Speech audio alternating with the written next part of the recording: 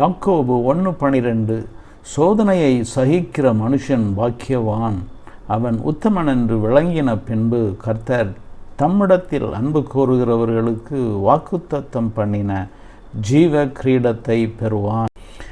வேதத்தில் அநேக வாக்குத்தத்தங்கள் உண்டு. ஆனால் இது ஒரு மேன்மையான வாக்குத்தத்தம், ஜீவ கிரீடம்.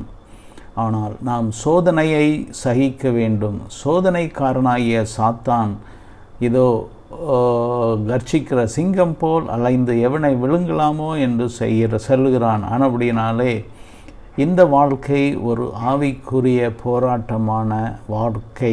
இது ஒரு யுத்தம், ஆவிக்குரிய யுத்தம் என்று நாம் சொல்லலாம்.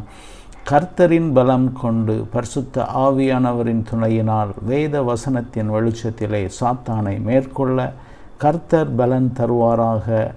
வெற்றி வாழ்க்கை வாழ்ந்து சாத்தானை வீழ்த்துங்கள்.